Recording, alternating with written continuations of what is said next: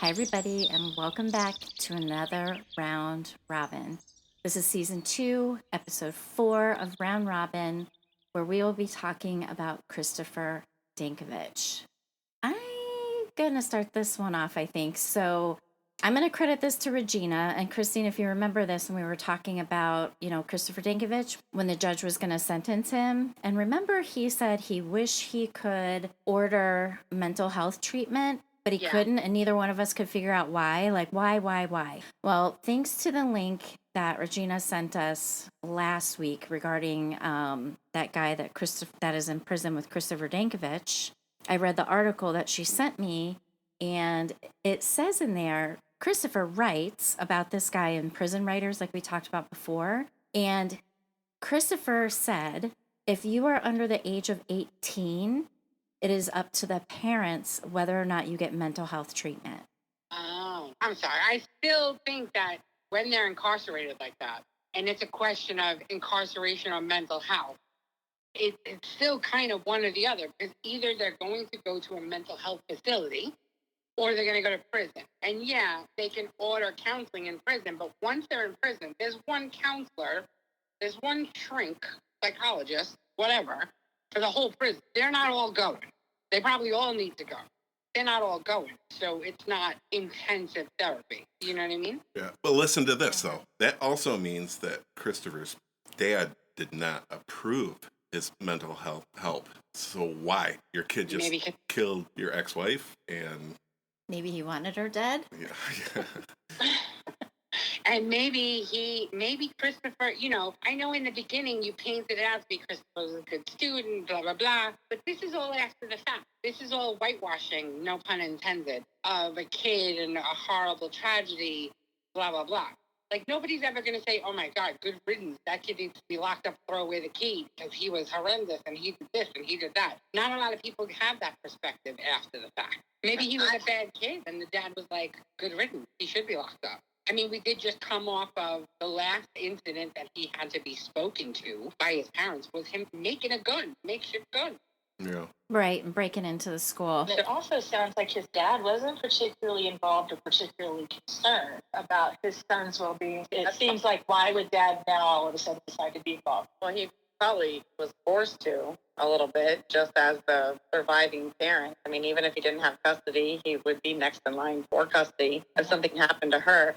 I think what I find the most interesting about this entire thing is that, statistically speaking, people who commit crimes for stabbing are women. It's generally women because of the crime that is about exerting revenge, and the more times you stab somebody, it's psychologically like the more you want to take out how they made you feel on them. So I feel like this was some sort of like son mother weirdness.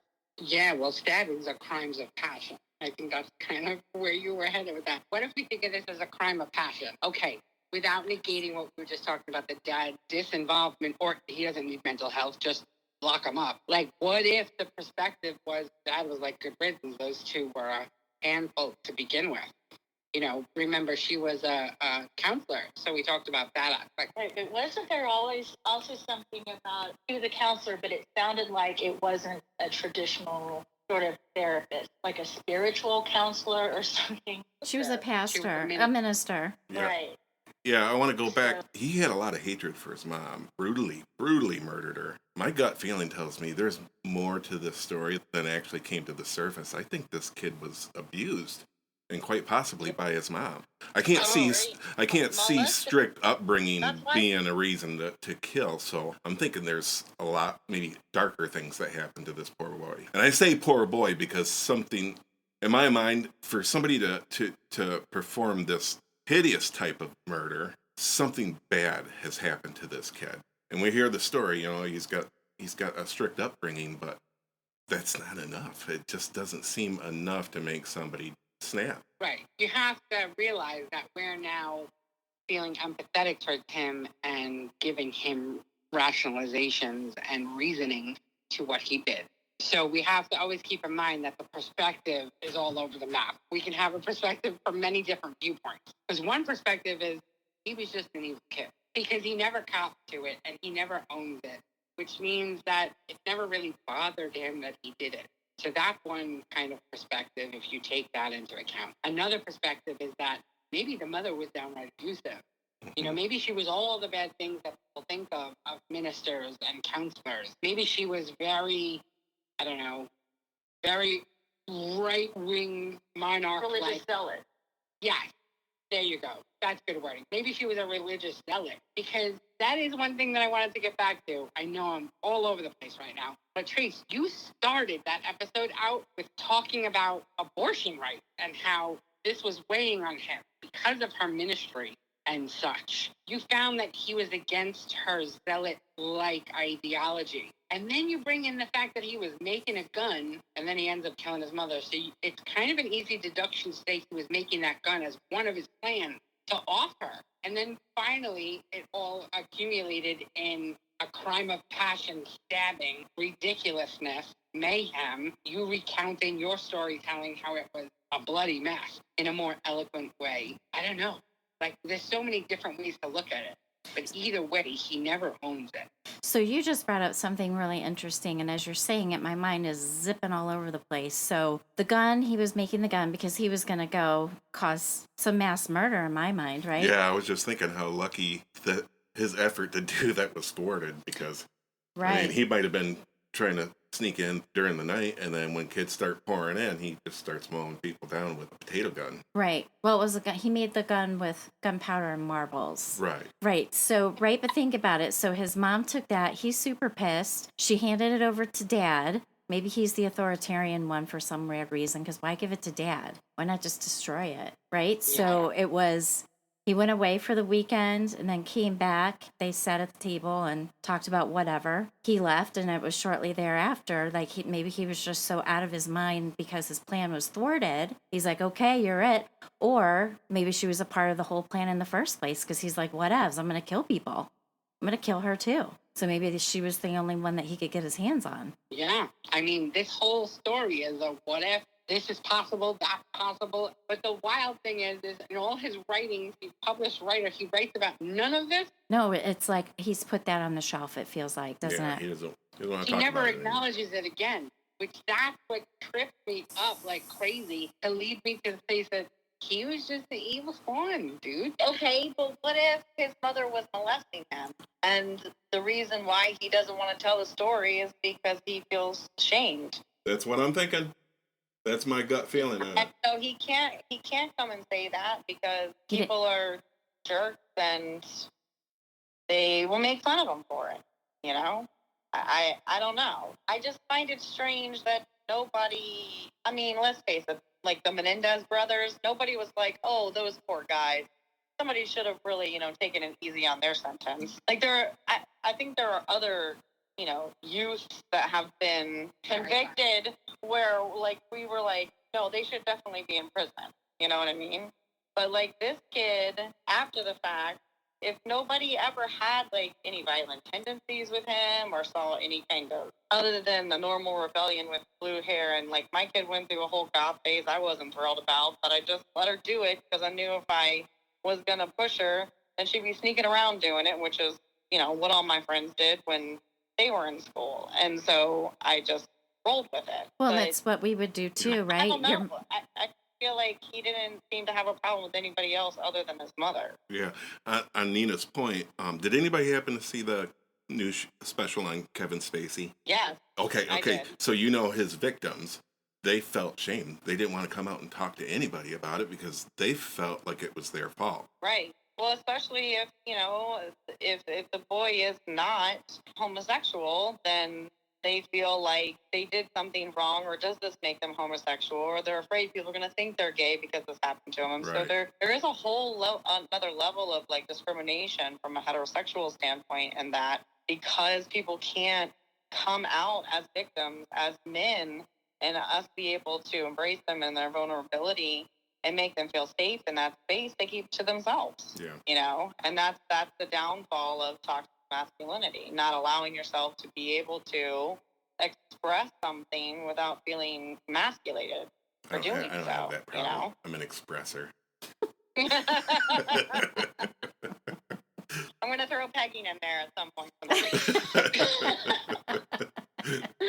we look Well, forward but, to it. to that point, seriously, there have been other instances, and it kind of, we don't know enough backstory, I guess, about his relationship with his mother or even about the relationship with his father. It's like details are sort of sketchy about all of it. Just like one day he snapped and stabbed his mom 111 times, right? And But, it seems like a really you know, important thing that to they Nina's didn't really point, touch on. Gypsy Rose, like long history of abuse, Yeah. and then all of a sudden the worst possible outcome.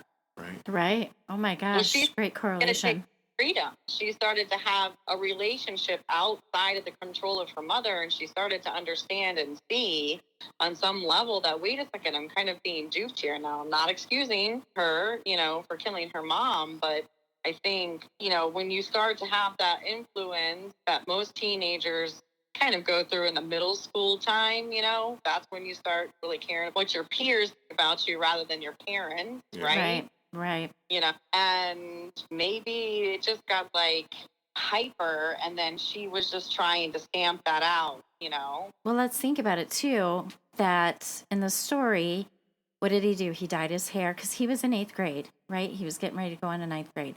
Had a girlfriend his mom didn't like, dyed his hair blue, was doing all these things. Maybe that is exactly what you and Todd are talking about, Nina, is his rebelliousness, right? Oh, yeah? Oh, does that piss you off? Watch this. Maybe he specifically dated a girl his mom wouldn't like, or the type, maybe the girl he was dating was a loosey-goosey, and his mom was probably tweaking out about, oh, you guys are going to have sex, you're 15, right? Impure. Minister, she was a counselor. Maybe she was really getting on him. So maybe the gun was for mass murder, which makes him an evil spawn, by the way. Yeah. But if the gun was preparing to kill his mother, however, it was induced, right?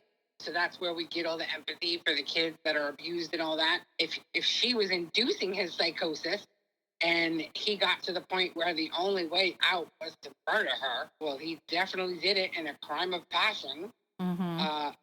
Stabbed her gajillion times, gouged her eyes out and everything, right? Yeah, stabbed her eyes out is what he did. Maybe I'm crazy. I probably am. But, have you ever noticed, too, that, like, how was your psych clinical? Some of the people that work and, work with psych patients kind of need They're all a little their crazy. own heads examined, if you know what I'm saying. I do. Yeah. That there's more out than in. Just, yeah. My thought there, too, is, like, I've known some people who, worked in mental health, and I'm like, and you're in a position to counsel someone how? Right. So are you a resident or are you a resident? Do you check in on the weekend? The inmates have taken over the asylum sometimes. Mm-hmm. It is kind of true that you kind of have to be one to know one. But how does that explain maternity nurses? I don't know about you guys, but I remember doing my rotation. I'm like, a good portion, not all, were a little on the crazy side with the 1970 eyeshadow and the lipstick all in a circle over and over and over. Did you ever run into that? Yeah. Doing psych rotations were like, they were so entertaining for me and a little bit spooky, because why was it that in the asylum, when you had to go through rotations in the asylum, and for all of those listening, as a nurse and you go through nursing school, you have to do clinical rotation. And one clinical rotation is about, I don't know, what was it, 4 to 6 weeks? A clip, ladies? Yeah. Yeah, so you had to do 4 to 6 weeks working, so that's 312 for 4 or 6 weeks. You are going to a psychiatric hospital. The nurses that ran those hospitals, they were, on average, they were always there for a really long time. Like they were nurses there for 20 years, 25 years. And they looked, acted, dressed, did their makeup like the year that they started working in the asylum. Oh. It was bananas. It was bananas. And scarring. It's too much. They're all named Marge, too. I'm warm. It is. And you start to sort of identify, I think, that you can't be in that environment for as long as we are with our patients 12 hours a day. Yeah, she's a full-time staffer, without right? some of it a little bit rubbing off on you. Exactly. But you know what? I also took this tape because I am one of those people, nurses, probably. It's probably just us nurses that do this. But when I meet someone and they have a quirkiness to them or an originality to them that I've never come across before, I go in the back reaches of my mind to try and diagnose them with something that can make me understand them and then have empathy for them. I don't know if it's a just me thing, but I feel like a lot of nurses do this. Mm-hmm. Once we diagnose that person, then we have the empathy we need, and then we can deal with them. We can communicate with them on their level. We can meet them where they're at. So what I kind of came across, and I didn't recognize this while I was doing my psych rotation. It was a few years later when I got into other things, and I broadened my nursing curriculum and prowess. Right. I realize retrospectively, I'm now diagnosing psych nurses as they're just truly authentic to themselves because they found what they like, what they love, and they do what they have passion for, which also includes their hairstyle, their makeup, and their style of dress. But I'm so happy for them because they are truly authentic in themselves, and it is an acquired personality. Right. And grateful to them because somebody really needs to be able to take good care of these patients. Yeah, because I don't have it in me. I don't either. Could never do it. No, thank you. Here's something I want to know from a clinical standpoint, or I guess from a psychological standpoint, is what is the correlation of stabbing somebody's eyes out? Because, like, if you look at serial killers and things like that, or even just stalkers sometimes, like when they portray them in movies and they'll have like the billboard full of the pictures that they've taken, and a lot of times they'll scratch the eyes out, or what does that mean? That's such a specific thing. Stab out of rage and you're just pissed. It's shame. Don't look at me. It's often associated with shame. Yes. He didn't want her looking at him. Right. Why people who kill people that they knew or they love, they cover them up. Right? If it's some complete stranger, they don't care. But think about it with her. Like, let's just say she's there. She has the death stare. And so maybe that's why he stabbed them out, completely out. So he doesn't have, right? It's like when we go into, I'm going back to nursing school and rotations, surgery rotation, right? You have to look at that thing and do what you have to do with it. You have to completely dehumanize it, disassociate it, 100%, right? Focus on what I'm doing. So maybe that's why he did it, Nina. Like, I'm going to get these eyes out because he wasn't stomping. He just couldn't take her looking at him anymore. Well, even though she to put it in a simple term, I mean, I like cookies. I like sweets. It's a lot easier to sneak a cookie if nobody's seeing you do it. And then you're free of guilt. I'm getting the cookie I want, Oh, I see where you're going. See what I'm saying? Yeah. I'm not going to feel the guilt. Because it's not my mom. If nobody saw me and do she it. didn't see me do it. Yeah. So let's get those eyeballs out. They got to go. Let's get those eyes out. That's super deep, God. See what he does? I mean, that rabbit, I'm going down that rabbit hole with you. Okay. I'm going to take it all the way to the other side of the spectrum, okay? We're going to go from cookies to clinically, psychologically, speaking. If you're as the stabber, you're inflicting on your victim, you're gonna go on what you need from them, and you're forcing what you need from them.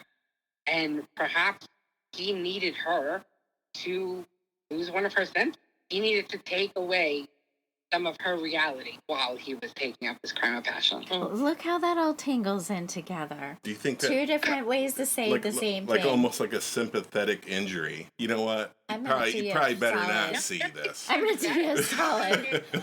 I think it's very egregious. I think he wants to take away her perspective. He wants to kill her thoughts in him. Oh, stop telling me what to do. Yeah. Stop telling me how to feel. Figure her so that she's as ugly maybe as she makes him feel. Yeah. Oh, yeah. That all makes sense. You know what we should do? We should help people as a group. Well, do you know what? Listen, you're going to have a phone call with us. Because we just figured this kid out. I think there's a question I want to ask first before I hop on board. You put in that. Did you not just hear Christine's story? Words. like you could end that sentence with a lot of different words. So I need to know what we're helping with. We can help people do what? We're going to help them sort out their problems, is what we're going to do. I thought we were all in agreement that we weren't going to try and help crazy people. Oh my God, we just turned into psych news. That is what I'm getting my doctorate in. So let's not sound like nursing too much. But I realized that I am at my authenticity piece. And because I live 100% authentic and I move without judgment anymore, of course, I have. You want to tell me you're judgment free? You are not judgment free. Nobody is. No, I know, but you got to work at it. You do. You got to get to a place where you come at it questioning. And as long as you stay curious instead of judgmental, then you can consider yourself non-judgmental. Because I don't like to admonish anyone for their choices in any way, shape, or form, even if they want to wear, the cartoon lipstick and the rosy red cheeks, like in the circle. Like, because that's what those nurses used to wear. For like sure. A circle of rose. Yes. Like in a circle. We're not Circle blending. on their cheek. It's I'm like, not it's judging. clown I makeup. just want to know why. Right. Tracy doesn't even have blue eyeshadow. It's not in her kit. No, not in the kit. It's that 1970 blue, though. Yep. Yeah, the iridescent. What was her name? Mimi from that show. Oh, yeah, Drew from the Carey Drew Carey show. show. Exactly. That's That's the visual. Old school. Let me say old school, because I haven't been in a psych ward in a good, 18 years. So Mhm. I'm saying 18 years ago. That's how it was. Right. It very well may be very new age now. Maybe could there's be. a bunch of California hippie chicks running around and healing the world. I don't know. I don't know what they look like nowadays. But 18 years ago, it was great. It's just what we explained. Who is keeping great lashes on the shelf? That's what I want to know. Like, that particular style has been around since, like, the 70s. Are you talking about Great Lash? Yeah, the mascara. Tracy That's uses like, that, don't judge. no. I don't. Are you saying I use that? I'm kidding. That's the brand that those ladies would use. And Aquanet. You know what I'm saying? Oh my gosh. Yeah. I love it. That with Aquanet, right? Lots of sprayable Aquanet. Mm-hmm. It's like a hair helmet. Yeah, exactly. Coming out, make it look like a brown football helmet. You're good. So what other things, did we take care of Christopher? Did we solve all his problems? Well, you guys never told me you guys were going to read some of his articles. What was that like? Oh, so Regina sent it over. The kid, who is it? Regina, do you remember his name offhand? The kid who he's in prison with right now? If I remember, they ran for similar crimes. Is that right? No, this kid, his parents were also sent to prison because they had guns in the house that were not locked up. And so they weren't protecting their firearms. And this kid took their parents' weapons. I don't remember what kind of weapon it was. But he killed I don't remember if they were high schoolers, because he's only 15. He killed 4 people. Anyways. He killed 4 Yeah, people, right, with his parents' gun that wasn't locked up. I'm trying to find this article. Anyway, I think she found it on Reddit. Ethan Crumbley. Thank you, Ethan Crumbley. Do you see it in your message? No, I just Googled it again.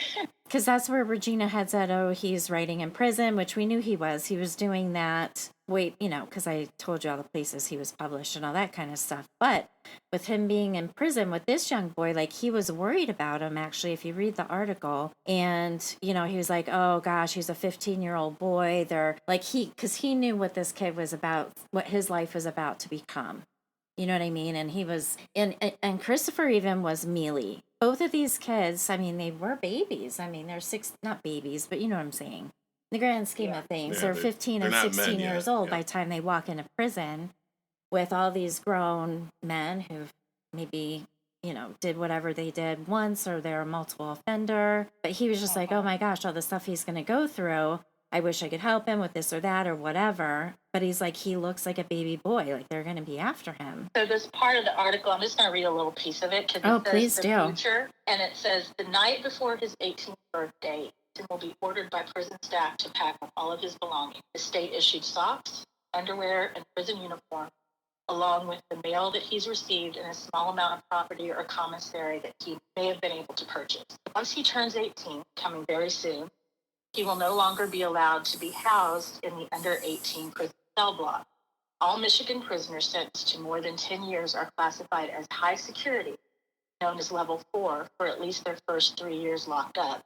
And so he will spend the morning of his 18th birthday in prison transport van escorted by 2 armed officers to one of the state's level 4 prisons. So the second he turns 18, he goes from being in this under 18 cell block, which is still in a maximum security prison, but he's housed with other teenage offenders. Right. To now, 18th birthday, guess what? You're in with the big. You're Happy a man birthday. now, son. Yep. And so it talked about how he would probably be in protective custody, but you can't help but think, reading this account of, his sort of predicting the future for this Ethan kid as, okay, this is what happened to him as well. Right? Exactly. You come in and I don't care how big and bad you are at 18 years old, you are no match for treachery. A grown-ass person. Yeah. No, they're pegging you. See, I don't. You knew it was coming. You can use this, and it's good for all sorts of descriptions. He's getting pegged. They're not trying to peg it on him. They will be pegging it in him. That's fine. So, there you go. But no, we laugh because, honestly, if we didn't, we'd probably cry. But really, how cruel is that if you think about it? And even though we know that these kids are doing really bad crimes, as a parent, it's just so hard for me. It's hard for me to think somebody's like really capable of being that sadistic or that evil at that age. And there's a part of me as a parent that would hope that the kid just has a really good reason and grows out of it and can be like a decent person. I don't know, just to kind of throw them into the mix with all of these hardened criminals, level 4 prison. That seems kind of... Nina, great point. And why can't they have, right? Maybe it should be to the age of 25. So if you're 15 and you commit this murder, like medical insurance. So you have, like, why not keep them in the, why not keep them with the kids? I mean, because that's what they are. They're still kids. I mean, you don't even get your grown up brain on you until you're like in your mid to late 20s. In a way, you know what I mean? They're even where you're so more solid like on your kids feet because they're so impressionable. Well, they're put in an institution when they're kids, so it further stunts their emotional growth. Yeah, that's just what Nina said on the last round robin with Brett Coster. He's stunted because he's been in there since he was 15 years old. Mm-hmm. And, there's part of me that also feels like these kids in prison, and then if they weren't criminals when they got there, that they're very likely to be when they leave, just based on, what they're subjected to while they're there. And then add to that, just like when we're talking about somebody getting out and trying to make good and trying to start their own business or whatever, it's really hard to get a second chance. So what does that leave for people who are incarcerated in their mid to late teens? You know what? I thought about this a lot too after our last round robin. I'm sorry, Brett Coster, when we did that episode, Brett Coster. Right. So, and I've been thinking, I think about these things like nonstop. It's always going through my head, all the stories that I've told, that I've read about, and we record and then I go over and over with editing. So it's in my head like nonstop, but I'm thinking about things like that. Well, what if that was me? I was 15, I committed something stupid, and I finally get out. There's nothing in place. Like, there can be funding to have people in the community that would take a low risk person. You know what I mean? Like, yes, they've been like Brent. He was in jail for almost 50 years. He had 2 tickets. He never did anything. He never hurt anybody. None of that. Where can they go for a really good start? There's nothing. There's nothing in place. People don't have any programs in place because, like we said before, that's going to get you down a road where it's like nothing. You can't win at anything. You're being kicked to the ground because you have this past that keeps following you. The thing is when I say we, I mean the United States of America and their penal system, there are actually loads of programs in place for thousands of different approaches to different situations. The problem is, and I said this on our last round robin, our entire penal system is whack. Like, it might have made sense when it was kind of the Wild Wild West. But beyond that, like, it just got so out of control. And they don't get another shot when they come out. However, some of them do. They got into programs, and those programs assisted them, and they worked within those programs for a couple of years, and then they had a resume, and then they went outside of those programs. But the thing is, the world has just changed. We don't function in the same way that we used to function 20 years ago, where prisoners could get out, and they can get construction jobs, and they can do, that. So they get, office jobs, they can go to school and all of this. We don't do that anymore. Yes, we still have construction companies, but they're a little bit more technologically advanced. They have less actual workers. Their workers are more, trained to do things that, it's not just nails and hammers anymore. Do you know what I mean? Oh, the equipment. So, yeah. Equipment is technological. What's the word for that? It's advanced. Technologically advanced. Now we Yes. And big machinery that does a lot of things. And you have to have a license for that machinery. Right. It's got to be certified. Union. Right. Yeah. Right. So and background checks. Haven't kept up with the changes. Yeah, the times have changed. I don't think there were a whole lot of background checks in the 80s. Yeah, that in and of itself, you're right. Yeah, everybody could get a job. This last round robin too. Because computers have come a long way, the world is more in touch. You can't commit crimes in Florida and then move to Wyoming and become a new person. Right. You used to be able to do that. Yeah. I said, it kind of takes away the anonymity. Yeah. Oh my God. She's like Anonymity. she said it right. She did say it right. I know, that blows me away. I've only heard 2 people ever say it right the first try. It's a big word. Anonymity. Nina gets a gold star. It takes away the Carmen Sandiego of it all, okay? Does that make more sense? She's laughing. Damn it. We lost. We lost her. Is Christy, because I haven't heard her, is she breathing? She's gulping for her. All that has to be on audio, because this is what we were talking about. Yeah. It's the best laugh in the whole wide world. Yeah. She tried to say anonymity. That's what I said, anonymity. Damn it. Amenities. Yeah, you just don't have the amenities, okay? You don't have the same amenities that we used to have, okay? We didn't have the amenity of being anonymous. Okay? That's how I fix that. Okay. Well, I know my limits. If I know I'm going to mess up a word or I don't know exactly how to say it, I have to find an alternative. So when I'm in a conversation... Do we want to talk about mispronouncing words? Well, I hate it. I hate it when people misspell. On Facebook, I'm like, are you kidding me right now? It is a pet peeve of yours. And they leave it. And instead of using the word "and," they say "and."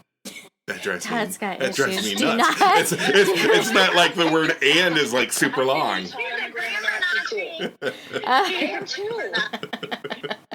We've spoken outside the top. Oh, it's just, He's like, "Hun, listen, you made a spelling error. Go fix it." I'm like, okay. But I'm pretty sure my medical director still has Todd beat because he tells everybody about the gerund. The what? So we were in the OR one day and he had music on and I started singing and he's like, "Stop singing." I said, "Well, you put this music on, so you're going to have to deal with singing." And he said, "My singing, it's a gerund." So apparently, when you use a verb that ends in ing, you're supposed to use the possessive form of the pronoun. wow. Yeah, I'm not that bad. Yeah. Ouch. I'm sorry. I didn't even follow that. I'm not that bad only because I'm not that smart, though. Oh my gosh. Harry, today's lesson is... But, people that we work with, speaking of psychosis.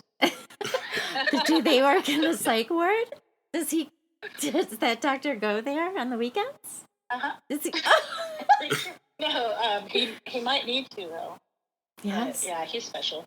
But, I can be a grammar Nazi too, but I'm not that bad.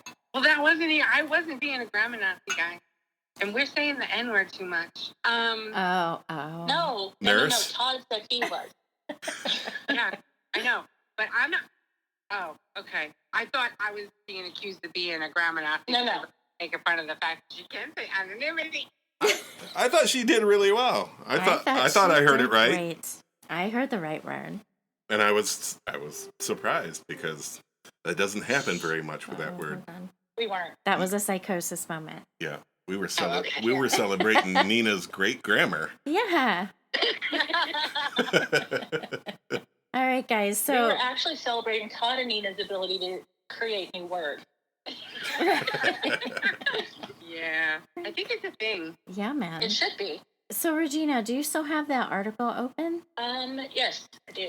I'm thinking, I don't know what you guys think, but maybe we should end the show hearing the last bit of what Christopher Dankovich had to say about this boy. Since this is a show about him, I think we figured him out and solved the world's problems on Christopher. I'm going to start with mental health treatment since we discussed that and it kind of is pertinent to both situations. So it says, I wonder if Ethan's parents know that they have a say in the mental health treatment he receives in prison. Despite being sentenced as an adult, parents of Michigan prisoners under 18 have the right to have a say in the treatment their child receives. Despite 4 life sentences, even in adult prison, Ethan Crumbley is still not yet his own man. I wonder if his parents, who have been convicted of manslaughter in relation to his actions, would care to have a say if they knew. My assumption is that they wouldn't. He sought their help when he was still a child who had committed no crime, and they did nothing for him. When he told his parents that he was hearing voices and seeing things that weren't there is evidence that his mother laughed at him before dismissing him. I'm guessing that she is not currently trying to petition the MDOC in order to contribute to the mental health treatment he is currently receiving from correctional facilities. All under 18 prisoners called youthful offenders are seen by mental health workers at the prison upon intake. They are regularly seen specifically because they are under 18 years old. This includes Ethan. I can't help but think that what would have been different if this could have happened before Ethan Crumbley brought the gun his parents bought him to school. What if a therapist would have seen Ethan Crumbley before his crime, simply because he was under 18? What if every teen was seen by a therapist simply because they are under 18? What if it would have been easier for a troubled 15-year-old to find mental health help for himself, regardless of whether his parents were supportive or whether they're the type to mock and laugh at clear signs of childhood psychosis or schizophrenia? So, Wow. That's I think maybe Yeah. I don't know. I kind of get the feeling that he's talking about himself there too. I so felt that way, Yep, Regina, when you yep. were reading that. Yeah, And that's and I actually a have really good one point. maybe question to add to his maybe questions. What if? I'm sorry. I have one what if question to add to his what if questions. Is what if children, teenagers, they just felt more able to open their mouth and talk without all of the stigmas of the normative right now? How about this for a change for the future, guys? All children up until the age they're 18, they don't need their parents' permission or their parents' insurance to go get help to talk to somebody. Do you know what I'm saying? Why can't anything a child needs, if they knew they had a place to go, wouldn't they go? Well, why couldn't it be part of the curriculum of high school when you're a teenager? I mean, because I had a wellness class in high school, but it was all geared toward physical wellness. Mm-hmm. Why not have something for mental wellness? Right. You know, I mean, your brain is at the most critical growth time in its existence. Why not be given the tool? Why not be given the tools at the time you need them? Agreed. That's actually a brilliant idea, because that's why sex ed classes became a thing, and sexual education for younger humans, for prepubescent teenagers. They do it in 4th and 5th grade now. 4th and 5th grade. Yep. Well, good, because it should be done for prepubescent kids. And most kids are prepubescent in 5th grade. And then they're pubescent 6th, 7th, and 8th, right? Right. On out. You know, there's a few late bloomers that don't do it until 10th grade, but everywhere between 5th and 10th grade, that's the window where all these kids started learning about sexual education. The thing is that originated in the 80s, and that was to curb children from falling prey and victim to people that were trying to molest them. That was the bigger picture behind that. And then the more innocent picture was just to familiarize themselves with themselves, to have a calmness about themselves in their own minds based on outside information about the things that were happening to them. So they didn't have that alone feeling. So they heard Me Too from somewhere in their education. Oh, yeah. Maybe that's where right. we should be going. Todd is saying now we should do wellness classes, which are spiritual and mental health.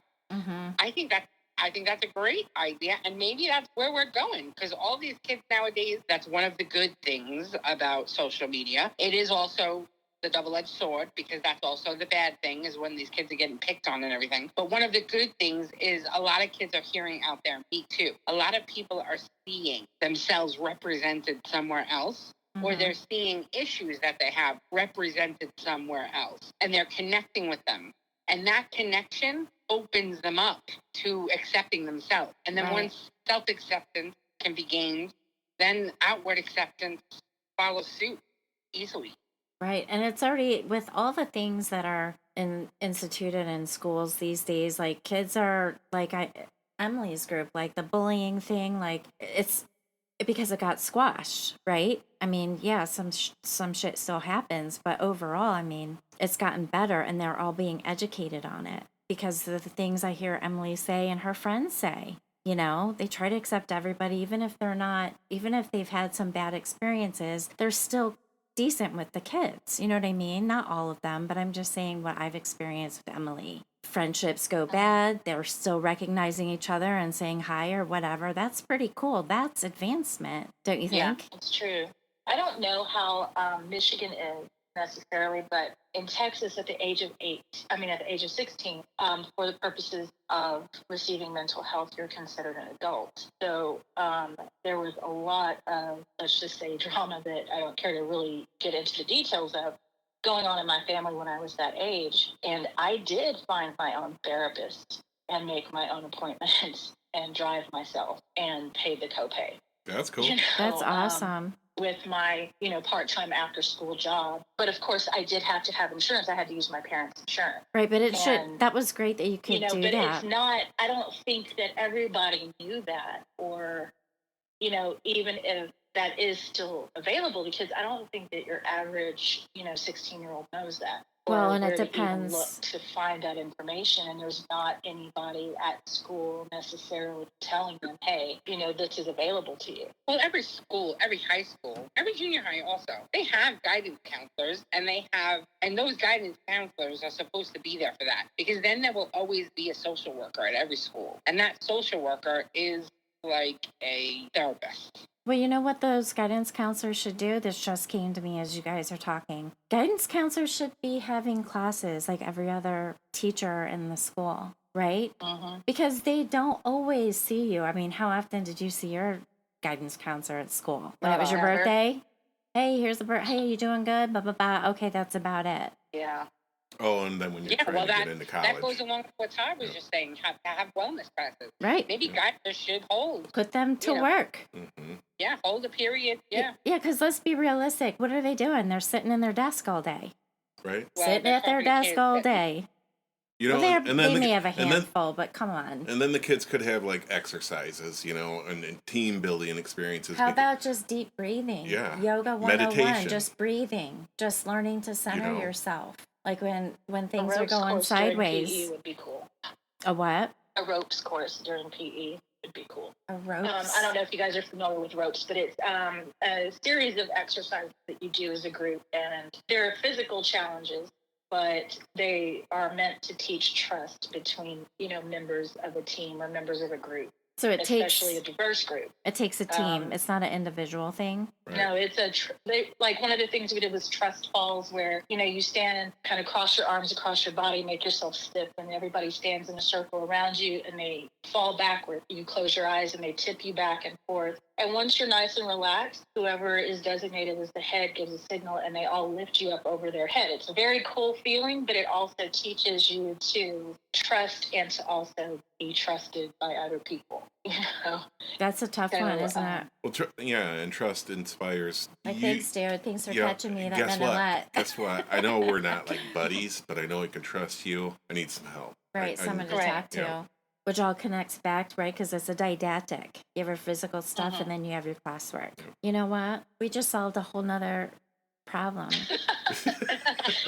Solving all the social issues. It's totally happening here. Well, yeah, I think it's about being proactive instead of reactive. I think we need to become a proactive community. I feel like we're coming out of the cycle of being a reactive community. Oh, for sure. Because we were all, I think we were all kind of raised in the era of children shouldn't be heard or seen and do what you're told and all that kind of stuff. And you don't have feelings, get back up, sit on it, and keep playing and all that sort of thing. And I think then we kind of swung the pendulum all the way over, and then we started being like overly helicopter, like, overload. And then now I think we're kind of coming back into the middle where we're finding kind of a very nice medium between allowing children to be expressive, talking to them on their level, but also treating them with a certain level of holding them accountable, making them be collaborative. Yeah. Mm-hmm. Like having them critical thinker on a 3-year-old level in the way that they can express that. And I've seen like amazing videos where, this parent's talking to their 3-year-old and the 3-year-old's expressing about how upset they are. And she says, well, tell me about it. And why do you feel this way? And do you think that's wrong? Or do you think that's right? Or how do you think I should have handled it? You know what I'm saying? And so it was a really nice dialogue and the kid calmed down and then everything was fine, but she allowed her child to kind of have that expressive reaction and then talk through it. So I think, we're moving into that where maybe we won't see some of these types of things happen from kids because they'll be kind of able to get the help that they need. If not at home, then through the community resource, Yeah.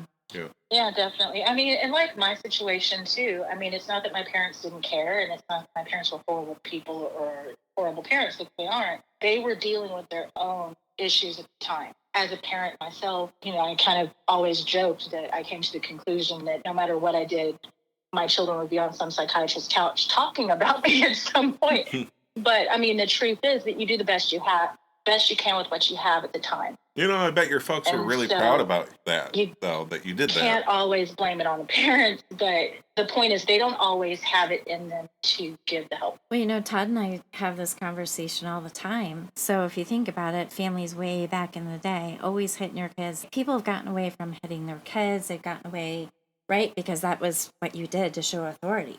Get them to do what you want them to do, whack them around a bit. It's always trying to do better than your parents. My mom and dad are horrible. I'm never going to do that. So they tweak that one thing.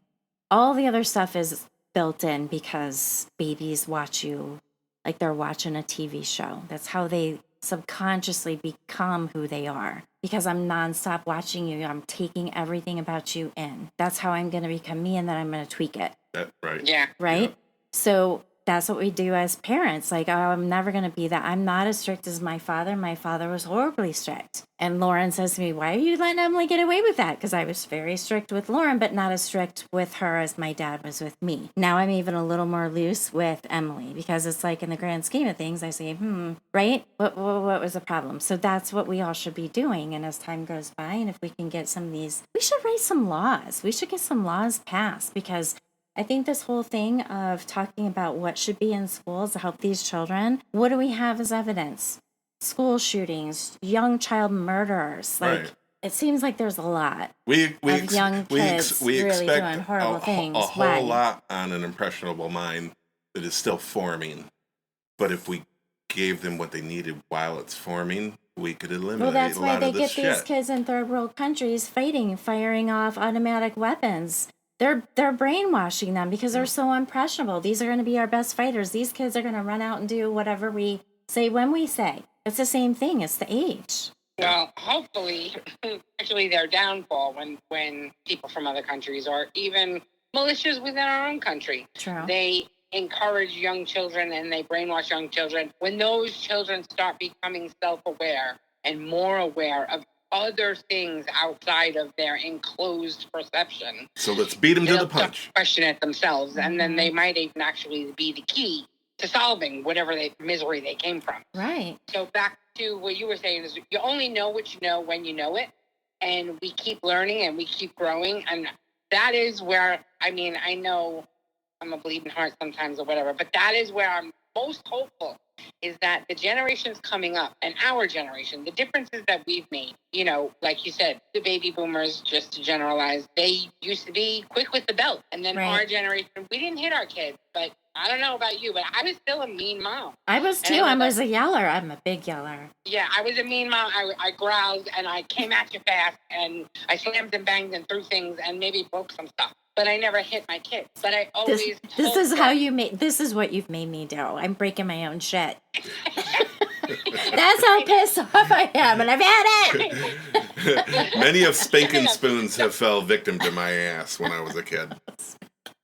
Exactly. But I'm saying I was a mean mom, and it paid off for me because, I don't want to spit in the wind too much. All my kids are in their early 20s, and they're all doing fantastic. And yeah, they laugh about how they had a crazy mom and how she's so much calmer now. And I tell them, because you only know what you know when you know it. And all the things that I did bad, hopefully you'll improve with yours. And then we'll just successfully go in succession to bigger and better things and get more united as a community. Question things, stay curious instead of judgmental, and be open to other perspectives.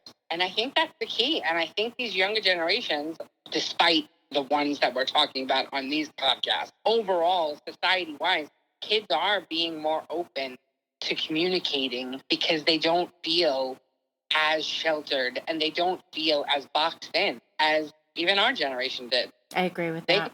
I agree talk too. to each other from across the world now. Yep. They can get different perspectives. And I think that greater, grander perspective is opening up the younger generations to a better possibility of really coming back together, society and community, to be synonymous. Because they're the ones that are leading the protests on campuses right now. Yeah. Because of the whole Gaza thing. And they're the ones that are leading the charge to kind of stamp out this consumerism and the celebrity fandom thing and all that kind of stuff. There's a huge movement of them to not become unplugged, just interested in the game of it all. But they're fighting. They're actually feeling that they know they have a voice. Well, every generation goes through this, though. I mean, because we try to do better than the generation before us and stuff, and we think that everything, the younger generation, it doesn't make sense to us, but they're still on the right path. They're still doing the right things. We just don't see it the way we do because we think our path is still the path. And it's not going to be our world forever. It's going to go on to them, and too, I can think back. My parents didn't. They don't view the world the way that I do. Not even close. I think our generation, that's what's actually helping tip the scale. Is you're right. Each generation goes through that at that age, right? In Vietnam, it was the hippies. Now it's I don't even know what we're calling these new age kids that are being all warm and fuzzy with each other and not bullying each other anymore and not being as judgmental and being more open. Love is love. Don't pick on that one. Don't buy into consumerism. Don't, fawn over celebrities to... Well, those are two things that are not going on with this generation, at least Emily's generation. Yeah. They're very into people and very into consumerism. Yes. Makeup, facial care. Oh, the damn Stanley Cups. Oh, my God. Teenagers. But what I mean is they're not buying into the hype of it's got to be, just for example's sake, a Beyonce or a Taylor Swift versus somebody on YouTube that they just following, like a Joe Schmo on YouTube, and they're just funny. They're becoming the favored celebrity. That's true. That's very true, Christine. You're absolutely right, because I can go in Emily's room. I know all these shows of regular early 20, mid 20 kids doing all these shows. And they are funny. And they are cool. Them, and they're good, wholesome show. You know what I mean? Like they're not doing anything bad. And it's the mid 20 kids are the ones that are shooing away from the consumerism. They're the ones that are blocking celebrities right now. So they're teaching the younger generations, and then those, Well, consumerism. It's like a safe version of Nickelodeon. You know what I mean? They don't have these weird ass producers that they got to deal with. They're doing it on their own. That's blowing all this out of the water. That's a whole nother round robin. It's hopeful to me, is all I'm saying. Is I have hope because everybody's broadening their horizons, broadening their minds, being more open to everything. And what I was saying before is I think that our generation is more open-minded also. So even though we're still stuck in our ways and we think we know better, we're still leaning back a little bit and be like, okay, well, if I'm wrong, show me. And they're stepping up to the plate and showing us. I know, So- and like quick, bap, bap. I'm like, oh, Yeah. wow. Here's what's cool about the topic for today's discussion. We're talking about this child that committed this crime. Mm-hmm.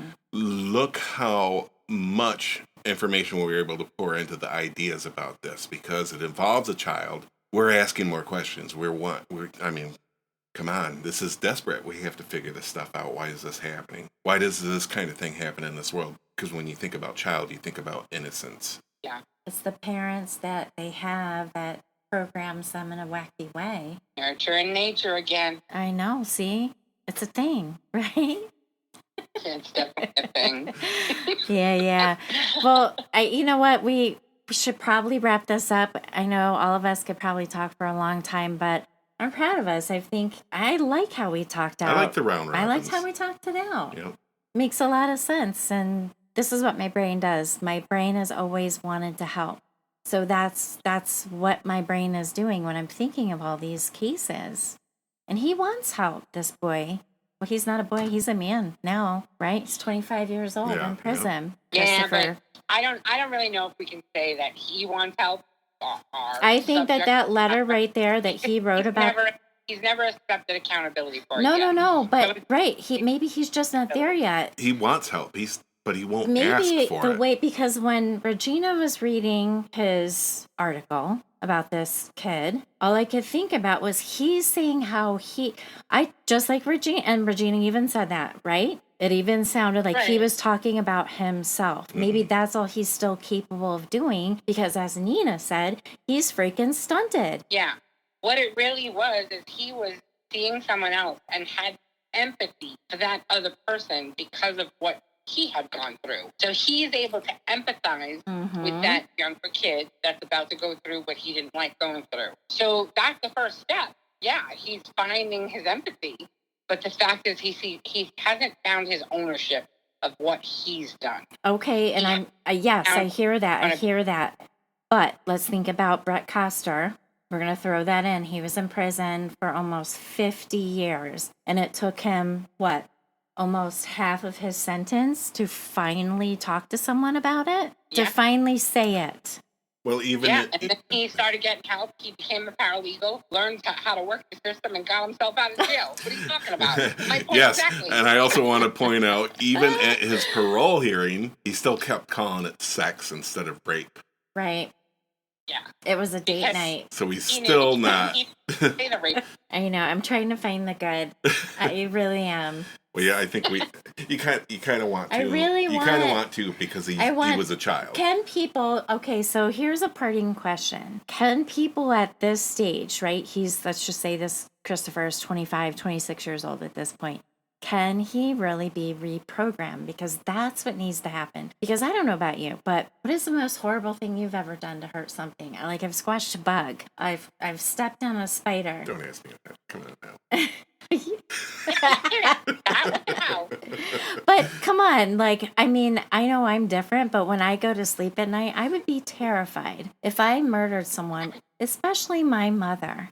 Here's my thought. I would be so afraid to sleep because I would be reliving it every night. And when I'm awake, I would be reliving it. That's how my brain works. Like I pill over shit. Okay, well, you sound like a psych nurse right now because you're failing to recognize not everyone is cut from the same cloth. That's another reason why I think you find this horror and gore so interesting because it's so outside of your box. Mm-hmm. You know what I'm saying? So that's why you're into it because you're like, oh my god, it's so cool. It's not really cool though when you start. It was cool.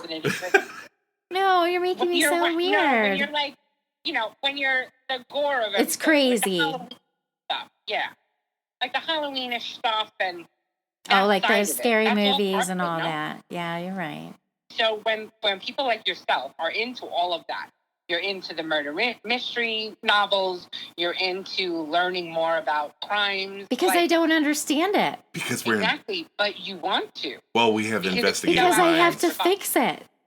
That's my that's my role as a nurse in this world. I have to fix all these things. Yeah, but listen, sometimes there's not a fix for it though. Like you have to acknowledge that as well. Sometimes there's not a fix for it. I'm not Why saying not? in this case or even in any of the previous cases that we've said, I'm not saying definitively that any of them were just plain evil, but you have to accept the fact that in order for us to have saints, we have to have sinners. And some of them are just evil. Everybody's a murderer in the right set of circumstances. Agreed. I agree with you. There's You a know. spectrum to reality. Yeah. Absolutely. Because I will 100% kill someone trying to hurt me or my family. 100%. I will do that. But it's the frame of mind for defending my life and my family's life versus plotting to take a life. Or Right, and I'm going to be supposedly ready never- for any rando. I'm going to be at the ready. Like that's crazy. That's crazy fucking bananas to me. Right, and that is what is covered in our penal system. You know what I mean? In the justice system, that is attempted to be solved. If you are in defense of your life, you would never have gone to prison. But when they can't find any rhyme or reason for why you did what you did other than pure violence, you go to prison. For sure, but this is now we're going to round robin back to this is why children until they're 18 years old need free mental health care or physician care or any kind of fucking care that they need. I said, yeah, I'm totally down with that in my socialist mind. I'm totally down with that. Everybody should have free health care. You're right. Yes. But I'm especially voting for children. Agreed. Agreed. Agreed. All right, guys. Well, I think we could just, because we truly could talk for a long time, but we should wrap it up. I think I tried wrapping it up 30 minutes ago. It's okay. We got some good stuff. It's all going to air. I'm just going to edit what I need to edit. So listen, thank you guys so much. Super fun. Yep. Thank you. All right. So we'll see you guys. To our listeners, Hey. and thanks to our listeners. Yes. Yes. Hey, I just want to say something real quick before Tracy cuts us off. I had to talk her down. She wanted me to rototill the whole yard today to turn it into a garden. I got real ampy. I'm like, you know what? It's like, We babe. could make a garden. Go rent that goddamn She's like, rototiller. wait a second. You're the Go manager rent at the it. hardware store. Go get that rototiller. I was dead ass set on it. I'm like, seeds got to get in the ground in 2 weeks. I travel every other week. We got to move. So I mellowed out on that sitch. We're just going to order more beds. We're just going to Told you order there's more out than in. Don't you peg me like that. Peg.